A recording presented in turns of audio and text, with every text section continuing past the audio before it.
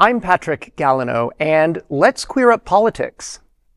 Trump demands SAVE Act with anti-trans additions before signing any other laws passed by Congress.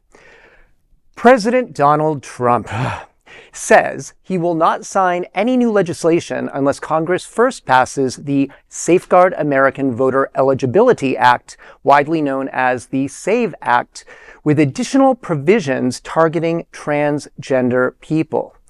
The bill, which would significantly tighten voter registration requirements in the United States, has already passed the U.S. House of Representatives and is currently awaiting approval in the U.S. Senate. On his platform, Truth Social, Trump said, quote, "Go for the gold, must show voter ID and proof of citizenship. No mail-in ballots except for military, illness, disability, travel. No men in women's sports, no transgender mutilization for children. Do not fail, 3 exclamation points, unquote." The SAVE Act would require voters to present photo identification to register for federal elections. Those without ID could be required to provide documents such as a birth certificate. Voting rights advocates argue the measure could impact tens of millions of eligible voters who may not have access to those documents. Neither the anti-trans issue mentioned in Trump's post currently appears in the bill's text at all. Any such measures would need to be added through amendments and then approved again by both chambers of Congress. Meanwhile, Chuck Schumer, leader of Senate Democrats, strongly criticized the legislation. Calling the bill, quote, Jim Crow 2.0, unquote, Schumer wrote on Twitter, quote, "Senate Democrats will not help pass the SAVE Act under any circumstances," unquote. He also warned of total gridlock in the Senate if Trump refuses to sign other legislation. Well, I mean, at best, this is just some of the most tone-deaf incompetence I've ever seen. At the worst, it's what it probably is, and it's our cheater-in-chief once again attempting to steal elections in the form of the midterms later this year. I mean, you know, I am so grateful that I get to travel and that I have a passport, and I'm sure present company included.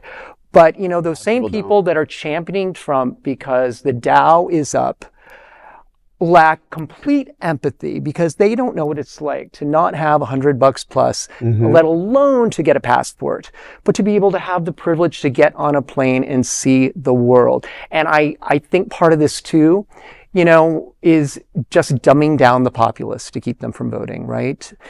And it's already been proven that there's a lot of his own voters that would be disenfranchised. So it could backfire, do you think? Yeah, because I mean, again, if you look at the red states and the population of like who has passports and you know, rural areas that voted for him, those are a lot of people that may not have access to that same documentation. So on top of it, you know, being restrictive for everyone, especially, but it's his own voters that it could his own voters, which is why Republicans, I don't think it'll pass in the Senate because I think Republicans also know that, first of all. But I think the bigger issue here is like how he just kind of Tourette syndrome out the trans things during a press conference about the war. I was going to say it sounded like a word salad mixed with word vomit. It was like transgendered, pass the bill, go for the gold. The war questions aren't going good, so bring up transgender. It's like a button somebody pushed. Like they zapped him like while he was at the podium. Complete distraction. Did someone say Epstein files? Yeah. Yeah. Well, you know, and then using the word that's not a word, mutilization. No. Go back to our teacher here. That is not a word. It is not a word, but I do want to, it does follow some rules of English that he made it mutilization. I mean, it sounds like it should be a word, but it's not a word. Yes. And it's awful that he's insinuating that gender affirming care is mutilization. But, you know, just from a historical point of view, what happens with Republicans is he knows that his base is highly motivated and highly mobilized.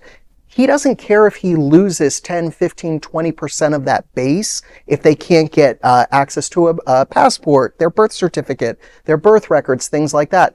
what he knows for sure is that Democrats are unmotivated by and large to vote. So if he knocks off the Democrats, doesn't get as many Republicans, but gets all of his Republicans that are already in his base, that are solidly in his base, it's a win-win for him. So it sounds counterintuitive, but it's really not if you're thinking about it clearly and looking at the voting patterns. He knows that there are going to be people that will live and die by Donald Trump. So they are going to vote for him. They will get a passport. They will find their birth certificate. They will do what they need to do.